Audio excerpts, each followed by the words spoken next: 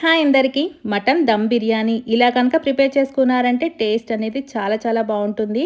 అచ్చంగా మనం రెస్టారెంట్లో తింటూ ఉంటాం కదా, టేస్ట్ అనేది అలాగే కుదురుతుంది.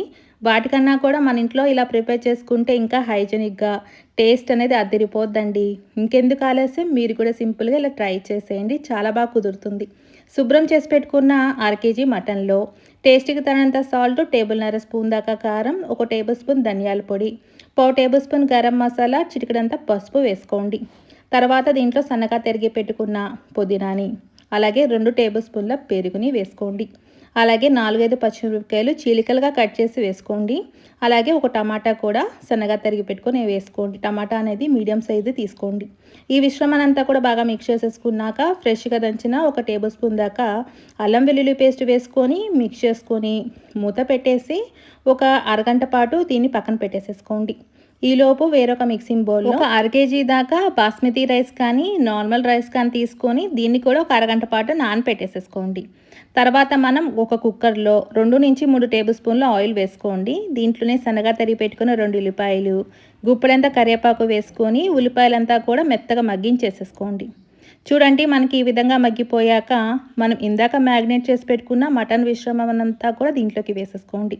అలాగే టీ గ్లాస్‌నన్ని వాటర్ వేసుకొని ఈ మిశ్రమాన్నంతా బాగా మిక్స్ చేసేసుకొని మూత పెట్టేసి మీడియం ఫ్లేమ్లో 3 విజిల్ వచ్చే వరకు కుక్ చేసుకోండి. అప్పుడు మనకి మటన్ అనేది చక్కగా 70% వరకు కుక్ అయిపోయిద్దండి. కుక్కర్ అనేది 3 విజిల్ వచ్చేసాక స్టవ్ అనేది ఆఫ్ చేసేసుకొని దీన్ని పక్కకు తీసేసుకొని ఇదే స్టవ్ మీద 1.5 లీటర్ దాకా వాటర్ని వేసేసుకోండి.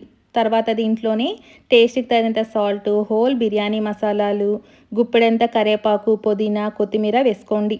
దీంట్లోనే 1 టేబుల్ స్పూన్ దాకా నెయ్యి, అలాగే ఒక నిమ్మకాయ చెక్కని దీంట్లో పిండేసుకోండి.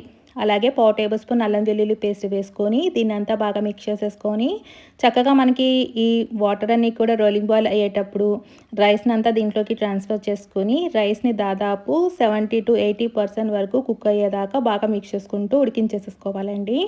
రైస్ అనేది చక్కగా మనకి ఈ విధంగా ఉడికిపోవాలి. చూడండి, కన్సిస్టెన్సీ మీకు ఒకసారి చూపిస్తున్నా చూడండి. ఈ విధంగా ఉడికిపోయాక మనం దీన్ని పక్కకు తీసేసుకొని వాటర్ అన్నీ కూడా వడకట్టేసేసుకోండి. ఈలోపు మనకి కుక్కర్ అనేది మూత తీసుకొని మటన్ అనేది ఈ విధంగా ఉడికిపోయిందండి. ఇప్పుడు ఈ మటన్ అంతా కూడా మనం బిర్యానీ చేసుకునే పాట్లోకి ఈ మటన్ అంతా వేసేసుకోండి. వాటర్తో సహా చక్కగా ఈ విధంగా వేసేసుకోవాలండి. తర్వాత దీంట్లో గుప్పెడంతా ఫ్రైడ్ ఆనియన్స్, అలాగే కొద్దిగా కొత్తిమీర, పుదీనా వేసుకోండి.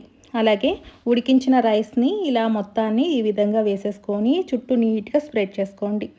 చూడండి, ఈ విధంగా స్ప్రెడ్ చేసేసుకున్నాక ఒక చిన్న గిన్నెలో కొద్దిగా పసుపు మరియు కొద్దిగా వాటర్ కలుపుకొని ఆ పసుపు నీళ్ళను ఈ అన్నం మీద వేసుకుంటే కలర్ అనేది చాలా బాగా వస్తుందండి. చాలామంది ఫుడ్ కలర్ యూస్ చేస్తూ ఉంటారు. ఫుడ్ కలర్ కన్నా ఈ విధంగా ట్రై చేయండి.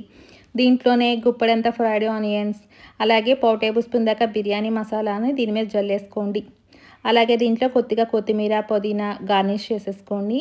తర్వాత దీన్ని మూత పెట్టేసి 10 నిమిషాలు మీడియం ఫ్లేమ్లో, 10 నిమిషాల పాటు లో ఫ్లేమ్లో మనం వీటిని మగ్గించేసేసుకోవాలి. అప్పుడు చక్కగా మనకి రైస్ అంతా మగ్గిపోయి మటన్ కూడా చక్కగా ఉడికిపోతుందండి. ఒక 10 నిమిషాల తర్వాత మూత తీసుకొని చక్కగా వీటిని చూస్తే అండి, రైస్ చూడండి ఎంత పొడి పొడిలాడుతూ పర్ఫెక్ట్గా కుదిరిందో. మటన్ కూడా కింద నుంచి పై వరకు ఎక్కడా కూడా మాడలేదండి. చాలా పర్ఫెక్ట్గా ఉంది. ముక్క కూడా చాలా సాఫ్ట్గా కుదిరింది కూడా. దీన్నంతా బాగా మిక్స్ చేసేసుకొని వేడిగా సర్వ్ చేసుకున్నారంటే టేస్ట్ అనేది అద్దిరిపోద్దండి. చూస్తుంటేనే నోరూరిపోతుంది కదా. ఇంకెందుకు ఆలస్యం, మీరు కూడా ఈ దమ్ బిర్యానీని ప్రిపేర్ చేయండి, చాలా బాగా కుదురుతుందండి. ఫస్ట్ టైం చేసిన వాళ్ళైనా సరే ఈ విధంగా ట్రై చేశారంటే చాలా ఈజీగా ప్రిపేర్ చేసుకోవచ్చు. టేస్ట్ కూడా అద్దిరిపోద్ది. ఈ వీడియో చూసి చేస్తున్నట్లయితే ఎలా వచ్చిందో కామెంట్ చేయండి. Thank you.